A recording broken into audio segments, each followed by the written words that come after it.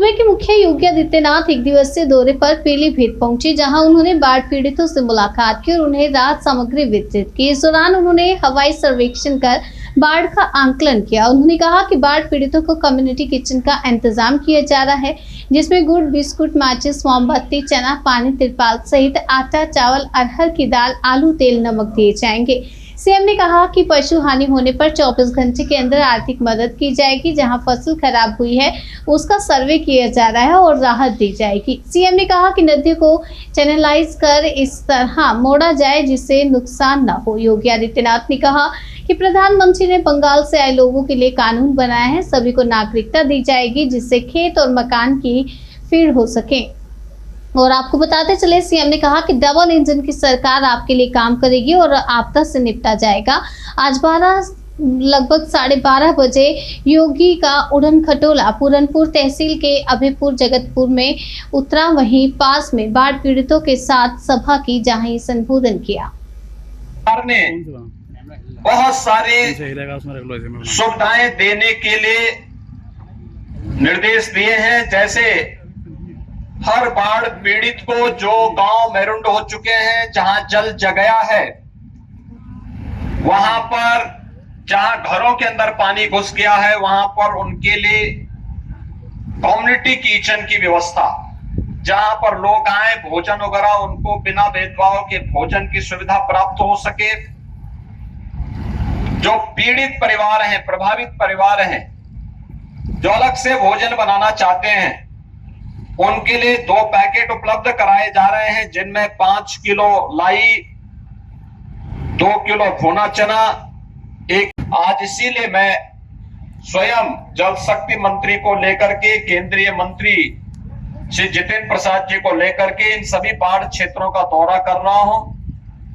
पूरनपुर और पीलीभीत से पानी निकल चुका है, क्योंकि शारदा नदी का पानी काफी नीचे जा चुका है, लेकिन बीसलपुर की तरफ अभी पानी काफी ज्यादा है। मैं बीसलपुर की तरफ से भी होके आया हूं, वहां पानी ज्यादा लगा हुआ है और वहां पर भी बचाव और राहत के कार्य को युद्ध स्तर पर आगे बढ़ाने के लिए हम लोगों ने यहाँ की प्रशासन को निर्देशित किया है।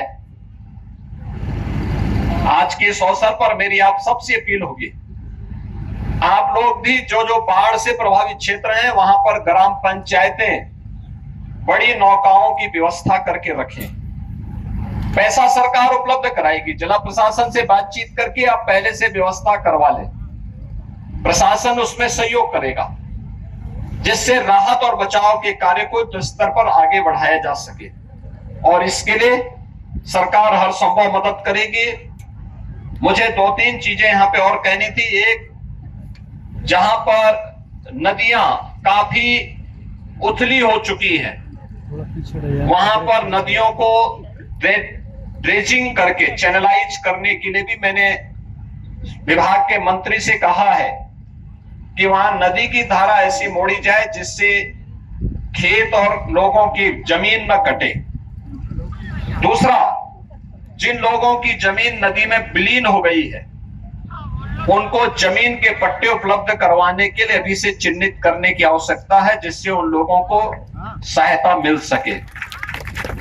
तीसरा, यहाँ पर बंगाल से आए हुए तमाम परिवार रह रहे हैं और ये लोग पिछले 50 वर्षों से इस क्षेत्र में रह रहे हैं। उनके लिए प्रधानमंत्री मोदी जी ने सिटीजनशिप अमेंडमेंट एक्ट ला करके उनको नागरिकता देने के लिए एक व्यवस्था बनाई है।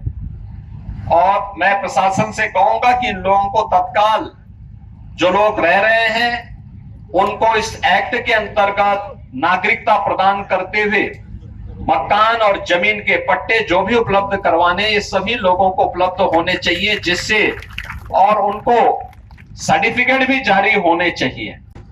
मंत्रीगण स्वयं, केंद्रीय मंत्री श्री जितेंद्र प्रसाद जी भी यहाँ पे रह करके बाढ़ प्रभावित क्षेत्रों में जनता जनार्दन की सेवा में लगेंगे। जनहानि पर तत्काल प्रभावित परिवार को 4 लाख रुपए की सहायता प्रदान करने के लिए जिला प्रशासन को हम लोगों ने निर्देशित किया है। पशु हानि पर भी तत्काल रिपोर्ट लगा करके उस परिवार को 24 घंटे के अंदर आर्थिक सहायता मिल जानी चाहिए। इसके साथ ही यह भी निर्देश दिए गए हैं कि जहां फसल खराब हुई है तत्काल सर्वे करा करके उनके खातों में हम पैसा उपलब्ध करवा दें, तत्काल पैसा उस परिवार को उपलब्ध हो जाए जिससे वह फिर से अपनी नई फसल को लगाने की तैयारी कर सके।